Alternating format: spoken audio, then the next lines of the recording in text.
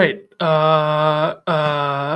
Countdown to 2024 March Madness, number one. And you know what? I'm one of the guys that I prefer to say the NCAA tournament, but I think March Madness term is a little catchier for everybody. You know, all these people who don't watch college basketball throughout the season, who don't know anything about college basketball, who want to call it March Madness. We'll play into that, I suppose, for this show. I mean, the countdown to the 2024 NCAA tournament is much worse of a name for this. So yeah, that sounds silly.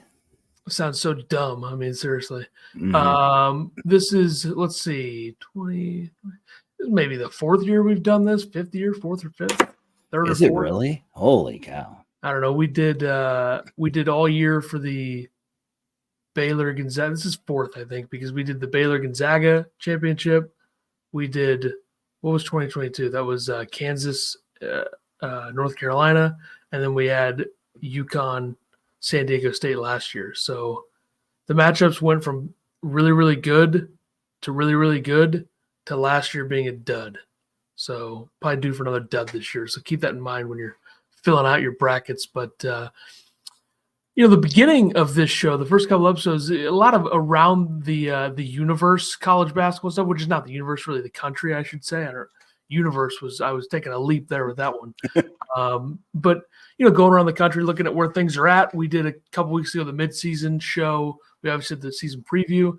But a lot of this will be about, you know, certain topics. They're trying to shorten, like some things that we used to do segment-wise. It was just, you know, boring as hell. So I'm trying to revamp a little bit here. Hopefully. Liven it up a little bit for you guys.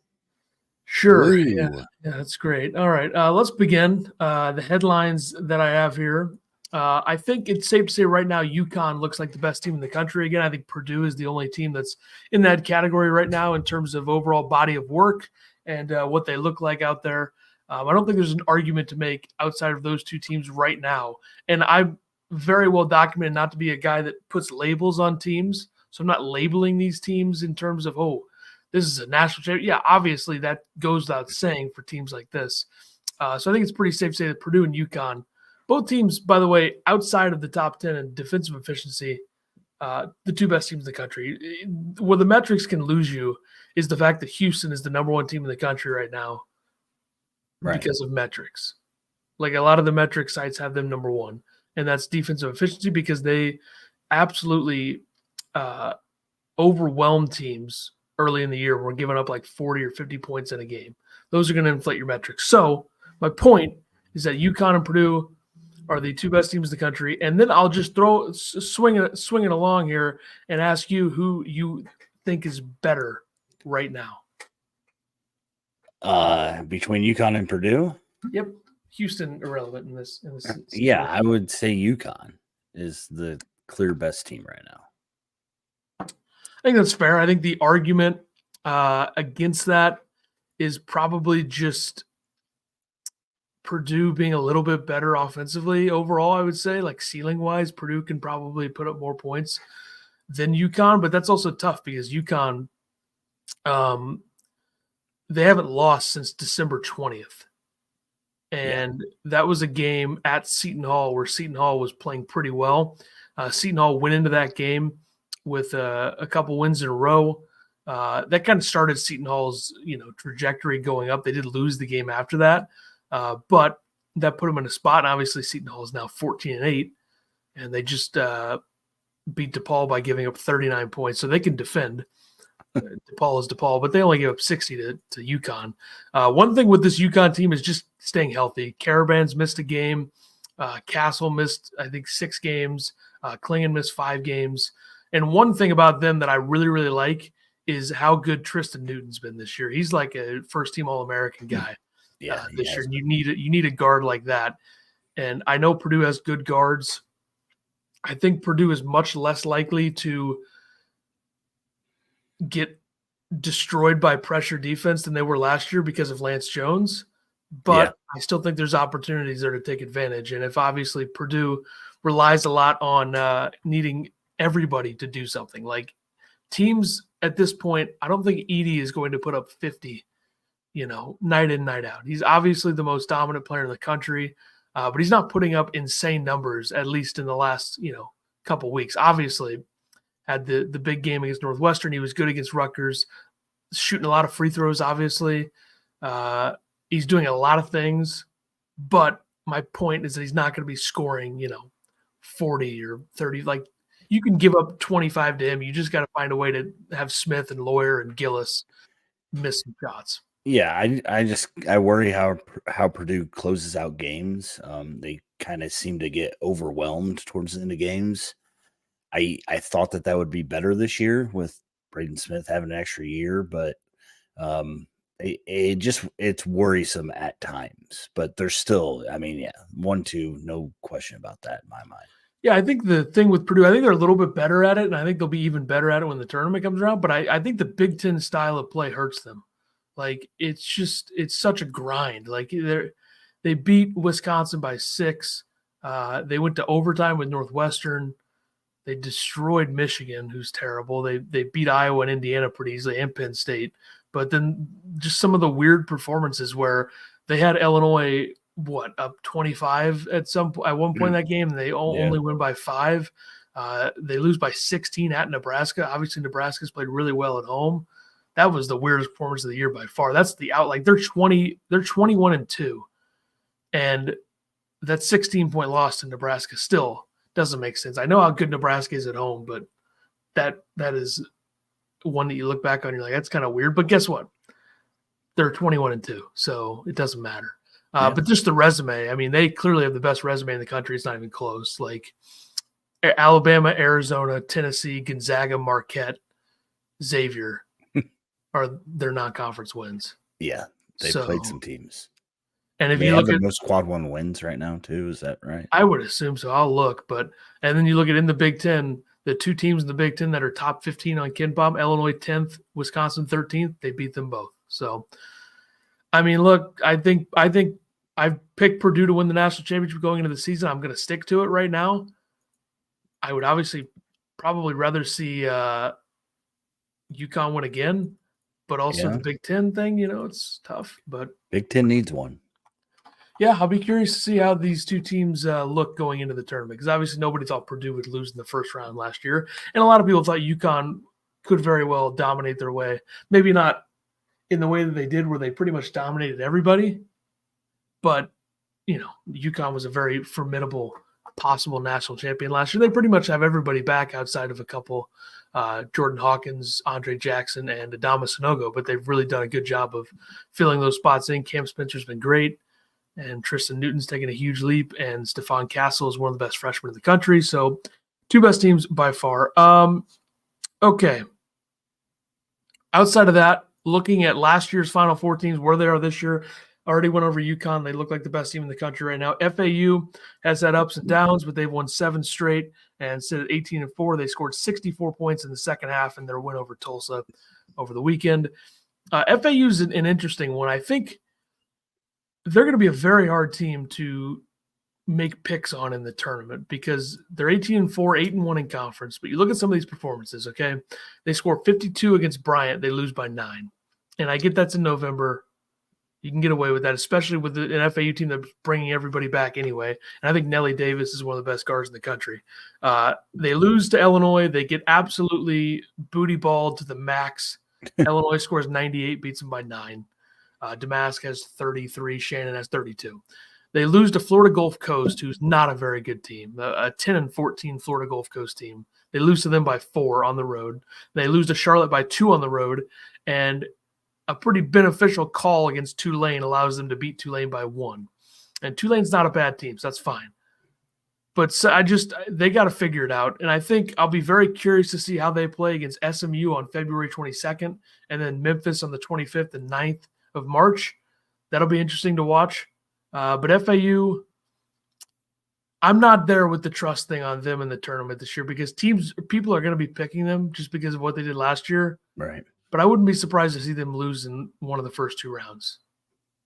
What did you think about FAU when you saw them at Madison Square Garden? Not live, but on TV. They're good.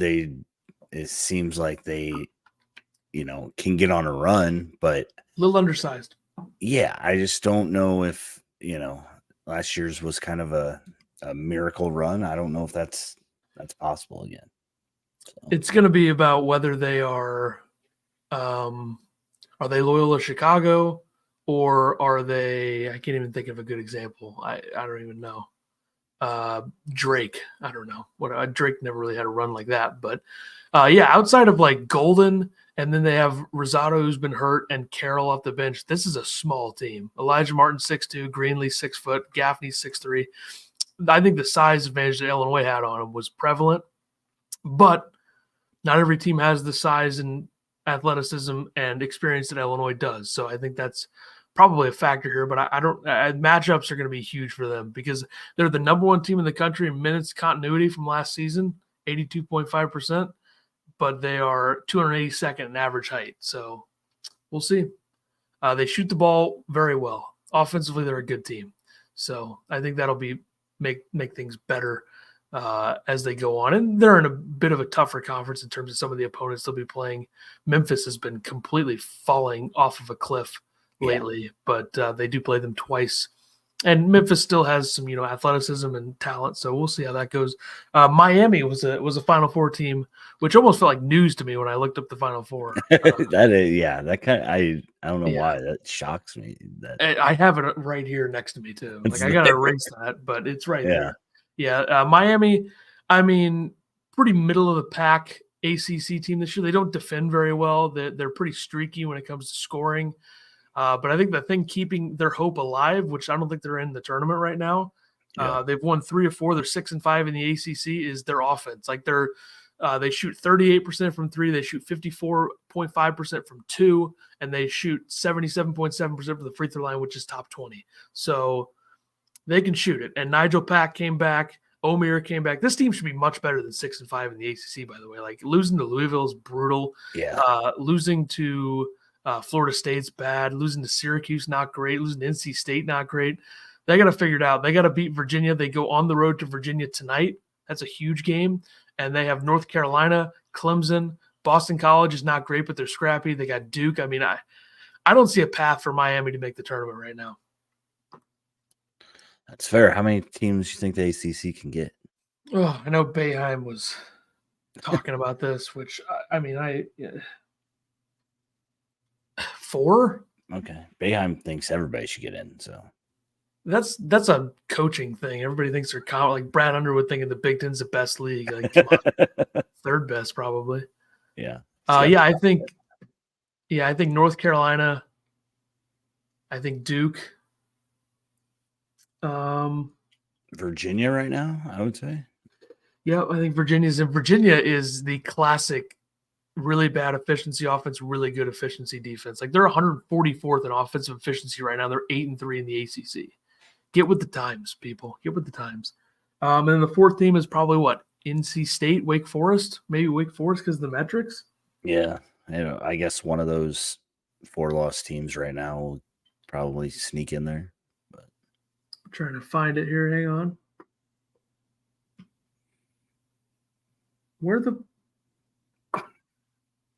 Yeah. I'm just going to assume it's Wake Forest, right? Or is it Clemson? Who the hell?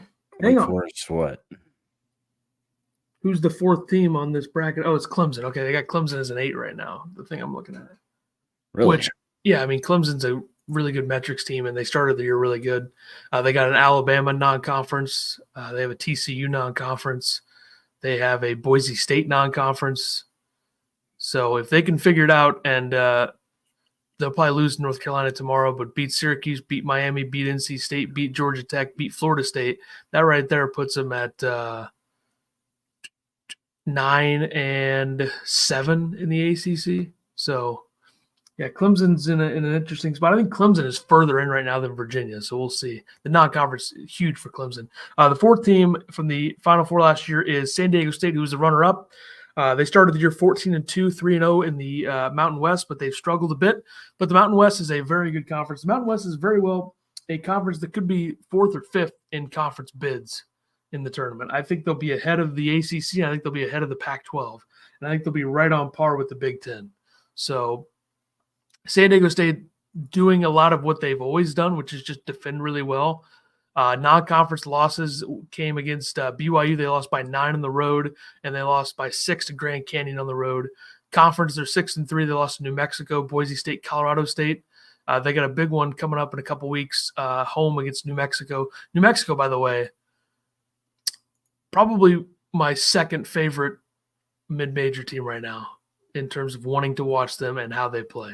Outside of course, the goggles at Indiana State. That team rules. I love that Indiana State team, and I really hope Indiana State could be last year's FAU in the sense that they win in the second round as an 8 or a 9, but they're not going to be playing a 16 seed more than likely. So Right. I could see Houston or maybe even North Carolina or somebody like that getting picked off by Indiana State. But Indiana State could very well get up to a 7 seed, or they could get up to, or go back to a 10. So who knows? San Diego State, though, Jaden Ledee has really taken a big step this year. I think he's top 5 in the KenPom Player of the Year standings. So that'll play. I mean, he rebounds it well. He gets multiple assists per game. He can score. He had 31 against San Jose State. He had 21 against Fresno State. I'm just naming bad teams they've beaten, but he's had some good games against them. Had a good game. Had 21 and 7 against BYU. So that'll play. But either way, outside of UConn, which of these 3 teams is most likely to get to the Sweet 16 out of Miami, FAU, and San Diego State? Right now, I would probably go with San Diego State. I just feel like they have more experience. They're well coached.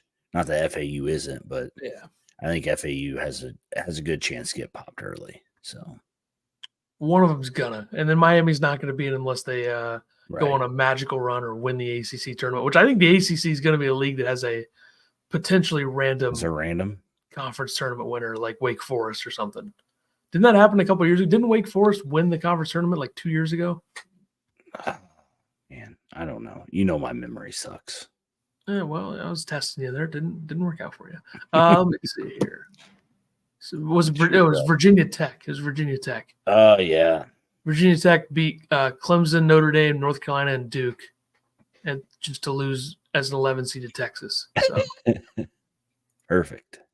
Yeah, so that could happen again in the ACC. Who knows? All right, next up, speaking of the ACC, I think Duke and North Carolina are pretty clearly above everybody else. Mm-hmm.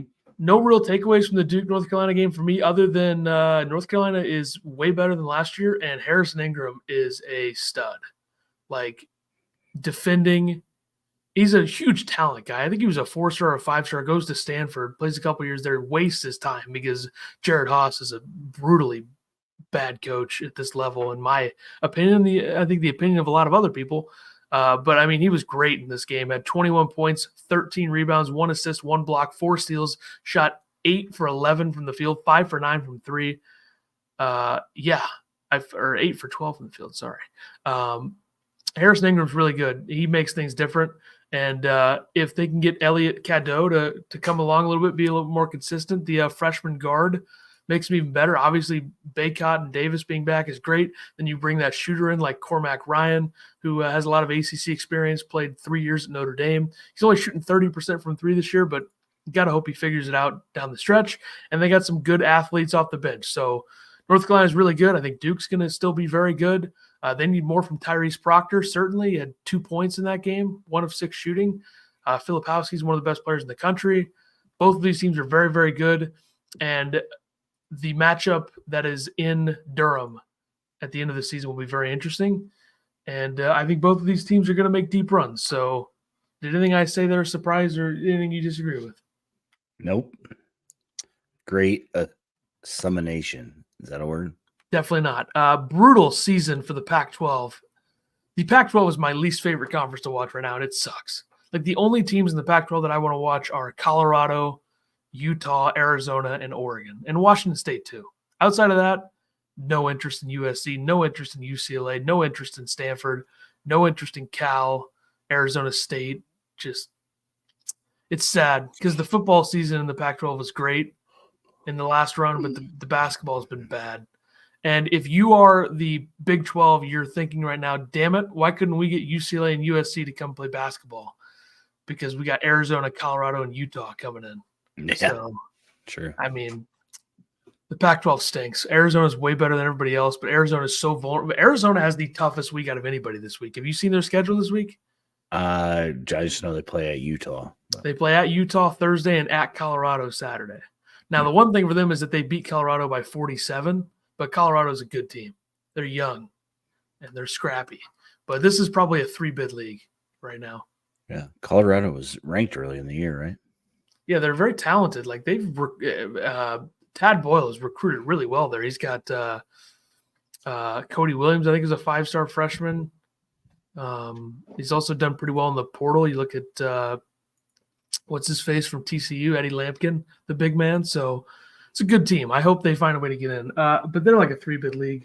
Probably, let's see, Arizona is going to get in. Yeah, who else you putting in with them? Utah. Utah is going to get in, I think. Utah is pretty firmly in right now. I think a lot of people have them as a 7 or an 8. Okay. And then the other one is hold, please. Can't find it on here. Uh-oh. This is hard to see. How small of writing you got on there? The color is throwing me off. Washington State. Okay. So we'll see. Interesting. Some of these teams in the Pac-12 metrics-wise remind me of the Big Ten. So some of those teams might fit in. Like UCLA might be perfect for the bottom of the Big Ten because they're terrible on offense. So there you go. Let's see. Nebraska and Northwestern on track to make the tournament. How about that? I mean, I'm not surprised with Northwestern. Nebraska has been a surprise this year. Rink Mass has changed that game, changed that team, I think. You're not a fan of his. And when Casey Tomaninga goes off, you know. I mean, these two teams were in the basement of the league 2 years ago. Yeah. So I think it's great that they've figured their way out. And I think a lot of people thought Hoiberg would eventually figure it out. Yeah. I still wasn't really sure after how long it's taken. But look, it's a different thing. The NIL probably helps a little bit there too. I think they have something going there. They're 6-6 in the Big Ten. They're not a world beater, but they got wins over Purdue and Wisconsin. They got a win over Northwestern. All of their Big Ten wins have been meaningful because they beat Michigan State, then they beat Indiana, who stinks, but still they won. They beat Purdue, Northwestern, Ohio State stinks. They beat them, and they beat Wisconsin. Yeah. So, and their losses aren't the worst. They lost at Minnesota, has somehow been a pretty tough place for teams to play. Yeah. Minnesota, scrappy. Kind of what I thought they would be, except it took a while to get there. And they did lose some pieces from last season. They lost at Wisconsin. They lost at Iowa, at Rutgers, at Maryland, at Illinois. So those are all road losses anyway, which helps the quad either way. So, or the net rankings with the quad. By the way, the most Q1 wins right now is Purdue and UConn both have 8. Okay. And there's no team with 7. Wisconsin, Houston, Arizona, Baylor have 6. Marquette, Boise State, North Carolina, Kansas have 5. Utah, Northwestern, Tennessee, Colorado State, Texas, Texas A&M, Duke, Washington State, St. Mary's, Seton Hall have 4. Illinois is 3 and 4, by the way. So sucks. So good for Northwestern, Nebraska. Right now, they're slotted 10 for Northwestern and 9 for Nebraska, which really shows you how much these wins matter. Right. Because Northwestern's resume, they have the Purdue win, they have the Illinois win, they have a Michigan State win. Outside of that, not great. Dayton's a good win too, but outside of that, some of the losses too, like the Chicago State loss can bury you a little bit. That's a bad loss. And Minnesota they lost to as well. All right, next up, Rick Pitino. Rick Pitino's first season has already been a success at St. John's, in my opinion. They look like a completely different program. 13-9, 5-6 in the Big East. I think we all thought there would be growing pains, and there have been. They haven't been, great. Pretty much revamped the entire roster, so that's hard to do. And he's turned them into a team that is much better than they were already under Mike Anderson, like by a mile. They're top 50 in offensive efficiency, and they're 51st in defense. Last year, they were 111th in offense, 56th in defense. But you know what the big number that I take away is? Last season on offense, they were turning the ball over 18.7%. 228th in the country. This year hasn't gone all the way up, but it's down to 16.6, which is 137th. So that's big. Another part, I would say, they were a really good offensive rebounding team last year, 34%. They've gotten even better, 38.8% this year. So that'll play. They still can't shoot threes, and they're not great from two, but they don't get the 7.4% block percentage on offense, so they don't get their shots blocked. So shout out to them for that. But they were looking like much more of a success story in the first 5 games of the Big East, where they were 4-1 with wins over Providence, Villanova, Butler, and Xavier, and they have lost 5 of 6. But the program is on the up, and their next 3 games, if they win all 3 of those, they're right back in the mix. They got DePaul, that should be an easy win. At Marquette, at Providence, you can split those, go 2-1. I think that's great. But right now, they are a first 4 out team, but they're on the bubble. They're right there. Really? That Yeah. surprises me. But They I got guess opportunities. Big East has been good. So They got some decent non-conference stuff too. I mean, North Texas is not a great win, but it's a win over a top 85 team. They beat Utah by 9. they lost to Michigan. True. They lost to Boston College as well. But I mean, their worst losses are Michigan, Boston College, and Seton Hall. It could be like Chicago State. It's not. But I think it would be great, and I think you probably agree, if we had Rick Pitino in the tournament this year. Yeah, absolutely. It's probably why they're on the bubble. I mean, their resume is not bad, and their metrics are good. So, like, if you're a top 45 metrics team and you have some of the wins they have, and your coach is Rick Pitino, you put it in a pot, you mix it up, and there we are. Get them in there. I think the SEC might be the most intriguing conference because they don't really have a team that stands out over the others, but the top 5 teams in the conference are really good. South Carolina is a great story. Yeah. Metrics-wise, they're not the greatest, but it's getting better. But at some point, you just got to look at the resume and it speaks for itself. Like, they've won 5 in a row. They beat Arkansas by 13, who's bad, but they beat Kentucky by 17. They beat a bad Missouri team by 8. They beat Tennessee by 4. They beat Georgia by 10. It's a good team. And Lamont Paris should be in the Coach of the Year conversation. Former Chattanooga coach. Almost beat the Illini in 2022. So watch out. But there's a lot of different interesting parts of this conference. You have Alabama, who's the team that is really good offensively, struggles a bit defensively. They're 8-1 in the conference. You have Auburn, 7-2 in the conference. Very good on both ends. South Carolina is a great story.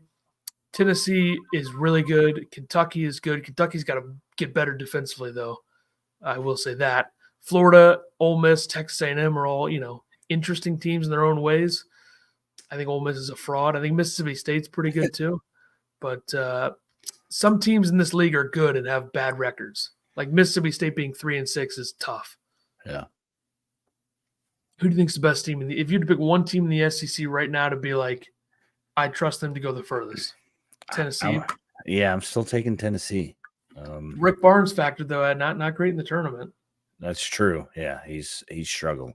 I guess number 2 would probably be Kentucky. Kentucky's been kind of here and there, but I like this Kentucky team a lot, and a lot of history and stuff would tell you that they're going to figure it out, but they've got to get better defensively. Yeah. 102nd efficiency right now defensively. That's not good. That takes you back to Calipari's never had anything close to that outside of 2013. And I think they missed the tournament in 2013. That was like his one outlier year. They probably should have made it, by the way. Illinois got in over them that year. And I feel like a 21-12 Kentucky team should probably be in the tournament. But it was a different time. The metrics didn't matter as much. But last 5 years, Kentucky's been outside of the top 20, actually outside of the top 30 in defensive efficiency. They were 8th in 2019, but the last 5 years have been tough. But this team's got a high ceiling. Robert Dillingham is maybe the best freshman guard in the country. So there you go. He's probably, he's probably top 5. But okay. All right. Now we're on to how have newly hired power conference coaches fared this year. Just going to rattle them off, talk about what they've done. First one's Mark Madsen. He came over from Utah Valley, went to Cal. They're 9-13. They They are 5-6 in the conference. They've been solid. Last year they went 3-29, so definitely a better season so far. 110th on KenPom, so I think a very solid job for him so far. Next up is Ed Cooley, Georgetown. Got to get winning players, Ed. You got to get winning players. You got to find those guys. Georgetown's 8-13. They're 1-9 in the conference. You look at the Patrick Ewing era. They've won. They've won 3. Count them, folks. 3 of their last 46 Big East games. Ouch. They finished 2-37. 2-1. Huh? Yeah. They didn't win a game 2 years ago, right? Yeah. They 0-19, 2-18, the last 2 years of Patrick Ewing. So that right there is 2-37, 1-9 this year, 3-46. It's going to take time for Ed Cooley, and obviously he might be the most divisive coach in the country right now. There's probably a couple other names up there. This team right now can't defend a lick at all. They were 8-7 at one point. They're now 8-13. They've lost 6 in a row, including losing 9 of their last 10. The only win in their last 10 was DePaul by 3. So yeah, if you want to go and put up numbers on, if you want to score 30 points on 30 shots, go ahead and go to Georgetown. Yeah, Nips. I'll let you go. I named names right there. Damon Stoudemire. Yeah, getting the Georgia Tech game. Georgia Tech's been scrappy.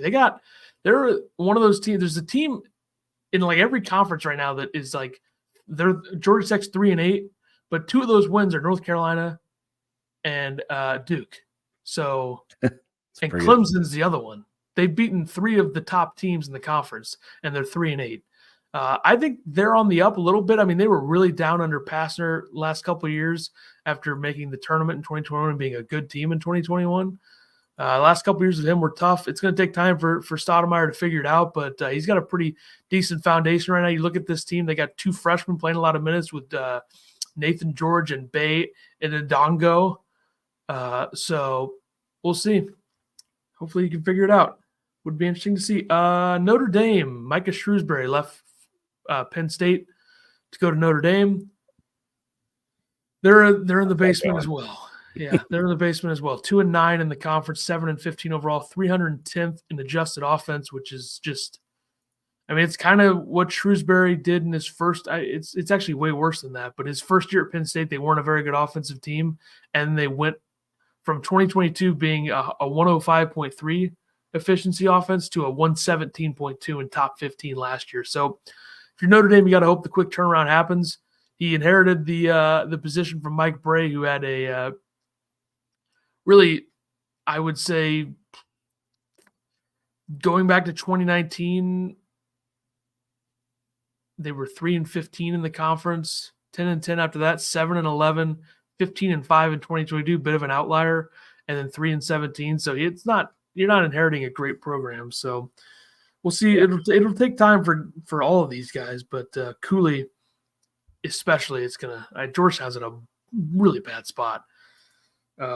Chris Beard, Ole Miss. It seems like he's turned things around a little bit in some aspects. They have a way better record than what their actual team is, I would say. 18-4, 5-4 in the SEC, but nothing about this team really screams great threat.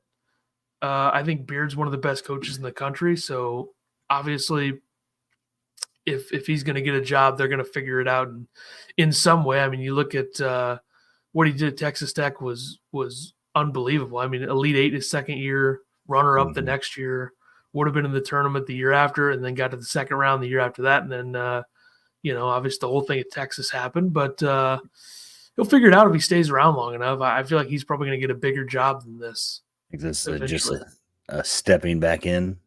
Yeah, like if this is obviously a complete random scenario. I'm just using a team as an example. But if Michigan State opens in the next couple of years and they want Chris Beard, he would leave for Michigan State. On the Illinois one, you said something about Ohio State. Do you think he'd go to Ohio State over Ole Miss? Oof, yeah, that's a tough one. I don't think so. I think Ole Miss has a really good NIL right now in football and bat. And not to say Ohio State doesn't, but you're also, the SEC. That's a 9-bid league right now. There's a lot of opportunities. Yeah, that's true. And there's 4 or 5 premier programs there right now that have been consistent the last few years. One of them is bad this year, which is Arkansas. But outside of that, Alabama, Tennessee, Auburn, Kentucky, always good. There's spots for other teams to be good as well, and we'll see. Mike Rhodes, Penn State. Penn State made the tournament last year. Shrewsbury leaves Notre Dame. Tough situation to inherit because they lost like everybody. Yeah. He brought in Kanye Clary is the only guy that's stayed pretty much from last year's team, but he pretty much brought in VCU from where he was. Ace Baldwin, VCU. DeMarco Dunn's a North Carolina transfer. Qudus Wahab has played at 7 different schools pretty much. His career started 2019-20. He played at Georgetown, Maryland, Georgetown, Penn State. So 2 different stints at Georgetown. Nick Kern is a VCU transfer. Jameel Brown is also stuck around from last year. Puff Johnson is a North Carolina transfer. Raquandis Mitchell is a UMKC transfer. Zach Hicks is a Temple transfer. So there's, it's like a mid-major team, essentially, with some North Carolina transfers that didn't play enough last year, I guess. We'll see. I mean, they've been playing pretty well. Back-to-back wins. Beat up a bad Indiana team on the road. Won at Rutgers by 15. We'll see where they're at, though, after February 21st when they have Iowa at Northwestern, Michigan State at Nebraska, and then they play Illinois. So schedule is pretty easy the rest of the way, though, in terms of not having to play Purdue or Wisconsin and only playing Illinois, Michigan State once, because they do play, Minnesota, and they play Indiana, Iowa twice. But he's done a solid job there. It's not the easiest spot to be in. They're 11-11. Kim English, Providence, pretty good job. I mean, did a good job of keeping a lot of the guys around. Obviously, Bryce Hopkins going down with the season-ending injury is brutal, but Devin Carter's great. Oduro's a George Mason transfer he brought with him. We'll see if they have a chance to make the tournament. I suspect that they're barely in right now in a lot of brackets. They've lost 2 in a row to UConn and Villanova. They got a big one against Creighton, and they got another big one on Saturday at Butler. So big spot there, but I think Kim English has done a pretty good job. We already went over Rick Pitino. Good job so far. Adrian Autry, Syracuse. Syracuse, I think, is better than last year, mainly because of defense. They're a top 40 defense. Last year, they were 185th in efficiency. So offensively, they've gotten worse. Defensively, they've gotten better. He had some big additions by bringing in J.J. Starling, the transfer from Notre Dame. Judah Mintz staying around helps. Chris Bell, year 2, getting better. A lot of young guys in this team, a lot of guys from last year's team that were freshmen. So you hope if those guys stick around, eventually they'll build something. But I think Syracuse is about exactly where I expected them to be this year. We're not even going to count Rodney Terry at Texas because he already coached most of last season there anyway. And Texas is whatever. Horns down. I hate how mad they get at that. It's embarrassing. I guess I love how mad they get at that. Yeah. Grant McCasland may be the best one on this list in terms of the job he's done at Texas Tech. Texas Tech 16-5, 5-3 in the Big 12. They were first like a week ago. Schedule gets tougher though, but they're doing it in a very non-Grant McCasland team way. Outside of the 2020 North Texas team, North Texas was always a really good defensive team with an offense that could get stop or score the ball. What am I even doing here? Make baskets. They can make some shots, but this year's Texas Tech team is 13th in offensive efficiency. They got a lot of guys that can shoot the basketball. You look at Chance McMillian shooting 43%. Is it McMillian or McMillan? It's spelled like McMillian, but confusing. I hope it's McMillian. He's shooting 43% from 3. Darion Williams is shooting 39% from 3, close to Darren Williams, but it's not. Pop Isaac shooting 33% from 3. They got a lot of guys in this team. They're fun to watch, and McCasland's done a great job. And then Josh Eilert, the interim at West Virginia, I mean, that's a disaster in and of itself. So he's really in a bad spot. 3-6 in the Big 12 and 8-14 overall. So tough spot for him. and Huggins will get his job back next year. Interesting.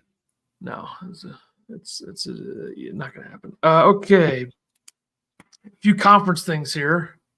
I just wrote down a few things from some conferences that I find interesting from a statistical standpoint. The Big Ten has 3 top 10 offensive efficiency teams this year. How about that? Really?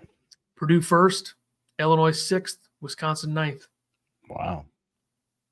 It's very unlike the Big Ten. They also have, Iowa 20th, Michigan State 29th, Northwestern 33rd, Nebraska 37th, Ohio State 40th, Rutgers 300th. So pretty good. Metrics wise, Alabama, UConn, Baylor, Arizona, Kentucky, unsurprisingly elite offensive efficiencies. And then Indiana State is about as good as you can get for mid-major teams offensively, 14th in the country, 118.9 efficiency. They are number 6 in three-point percentage. They're number 2 in two-point percentage. They're number 8 in free throw percentage. So that's about as good of an offense you could get at the mid-major level. And they're very efficient. So, and their schedule, outside of something crazy happening, I don't see how they aren't, 3, 4, 5, 6, 7. I don't see how they're not 28-3 going into the conference tournament, because they play Valpo, Missouri State's tough on the road a little bit, Illinois State, Southern Illinois could be a little tough on the road, Valpo again, Illinois, Chicago, Evansville, Murray State. They should be 28-3 or 27-4 at worst. Yeah. So they're in a great spot. Defensively, efficiency-wise, you have Houston, Tennessee, Iowa State. Great as usual. Houston is first. Tennessee is second, and Iowa State is fifth. Not a surprise there. Here's a little bit of a surprise to me, is that North Carolina is seventh in defensive efficiency after being 46th last year. So that's good. And then also Maryland is sixth in defensive efficiency after being 32nd last year and 112th the year before that. Wow. So Willard's done a good job there. They just got to figure out their offense, which has been getting better. I think Maryland could very well end up being a tournament team when it's all said and done, but we'll see. And then Auburn is the top team in two-point percentage against. So that helps guarding inside the three-point line when you're playing a team like Kentucky that has all that size. You're playing Alabama. You're playing Auburn, who has Auburn is Auburn. Who am I talking? Too many words. Either way, Auburn, good defense. There you go. Congrats.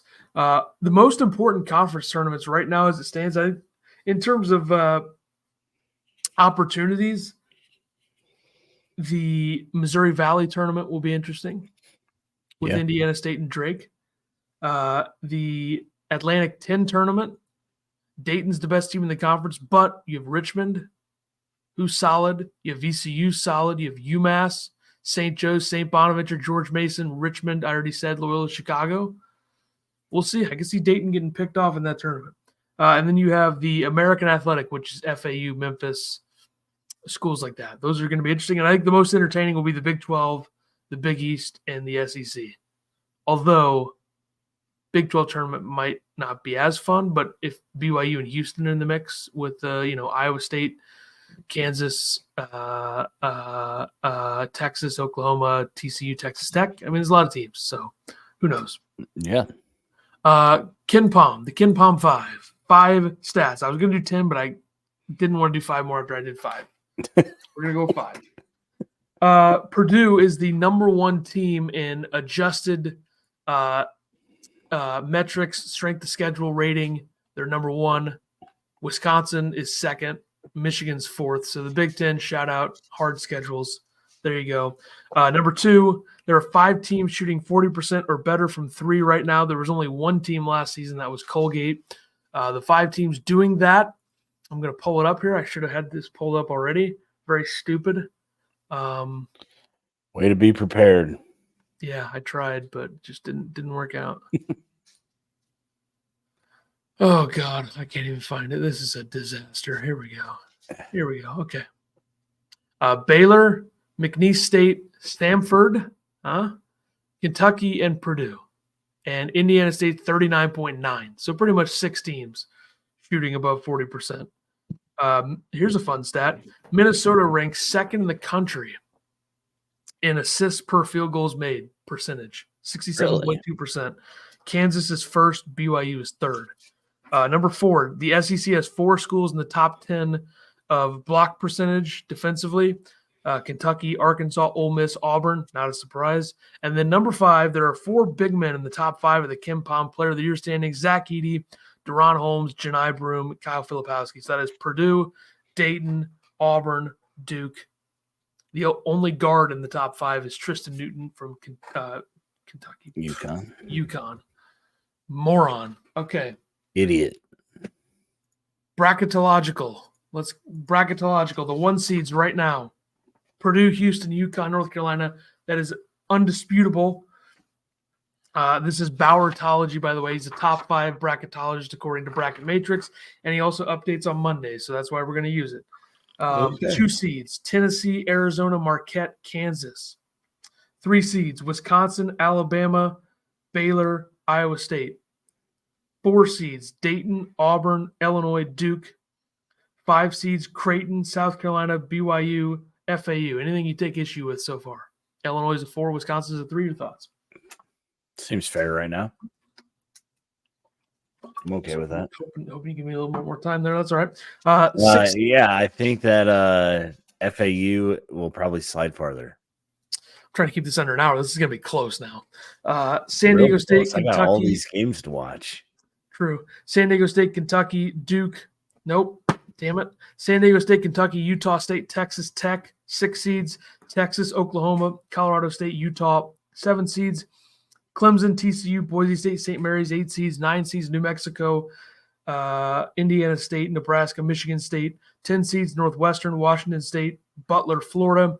11 seeds: Cincinnati, Texas A&M, Virginia, Seton Hall, Ole Miss. And then last 4 byes: Florida, Cincinnati, Texas A&M, Virginia. Last 4 ends: Seton Hall, Ole Miss, Mississippi State, Providence. First 4 out: St. John's, Colorado, Memphis, Nevada. Next 4 out: Miami, Wake Forest, Villanova, Xavier. Bids by conference: Big 12 10, SEC 9, Big East 6, Big 10 6, Mountain West 5, ACC 4, Pac-12 3. So no Gonzaga is my takeaway, right? Did I say Gonzaga? No. Because it doesn't have the West Coast Conference listed. So, yeah, no Gonzaga. Gonzaga's going to win the West Coast Conference tournament, by the way, folks. You think?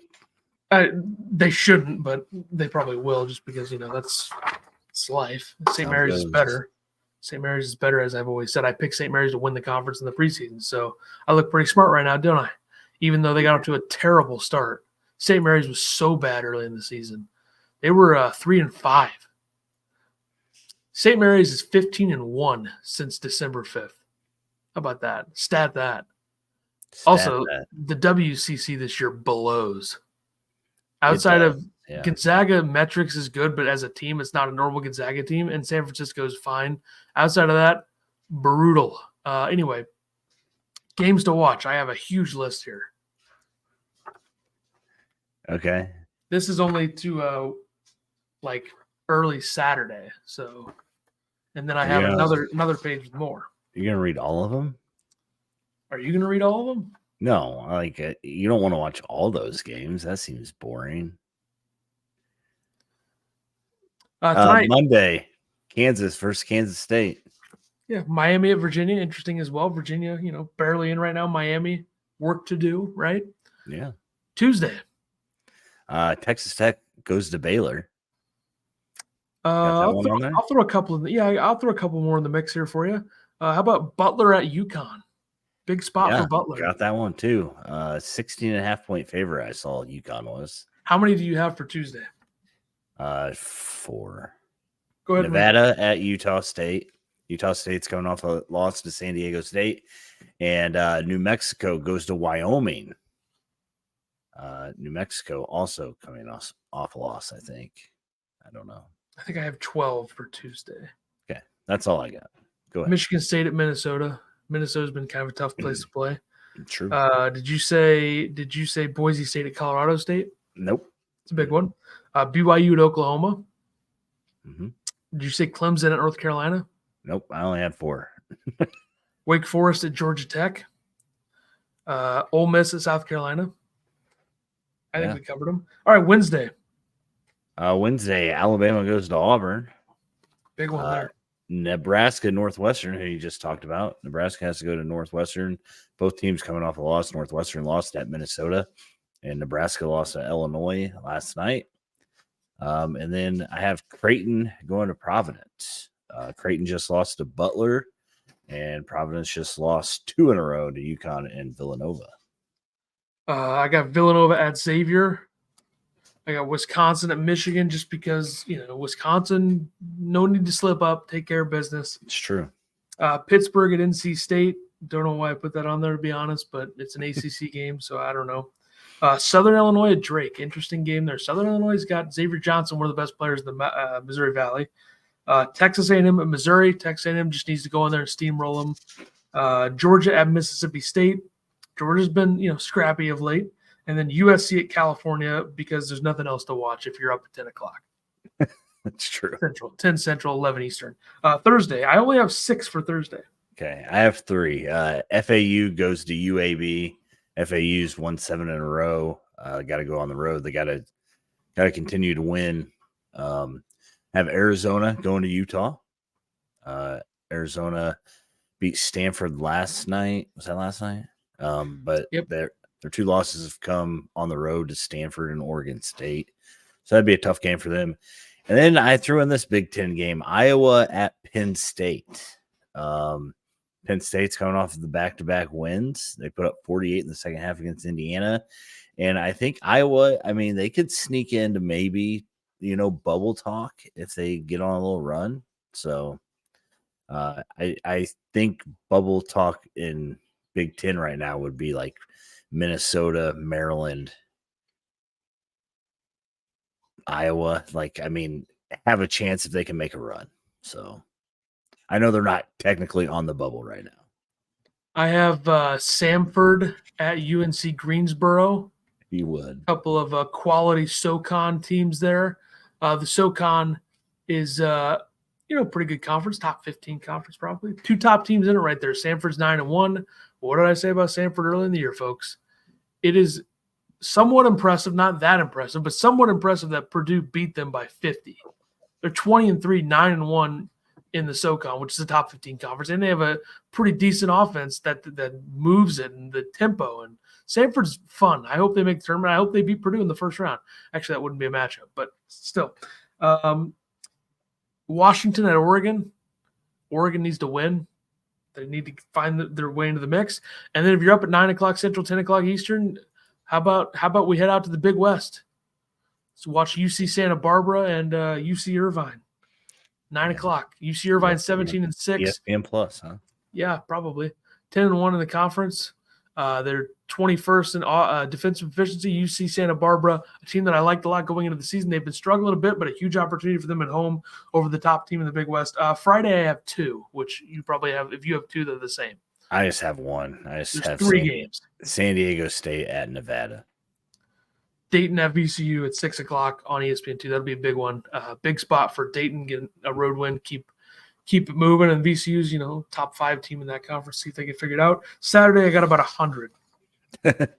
I don't have 100, so I'll read mine. I got Wisconsin at Rutgers. Like you said, Wisconsin needs to keep going.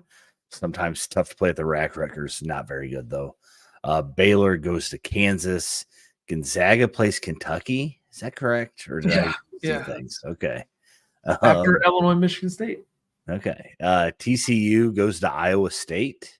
Illinois is going to Michigan State. Only game for Illinois this week. And then I have Indiana State going to Missouri State. You talked a lot about Indiana State. They are 11-1 in the Missouri Valley Conference. Their only loss was at Drake. So keep those at-large bid alive in case they don't win the tournament. And then I have Drake and Bradley, who are tied for second in the Missouri Valley Conference right now. All right, we're getting close to the clock here. Clemson at Syracuse. I think you're good. Alabama at LSU. Creighton at Xavier. Providence at Butler. Cornell at Yale.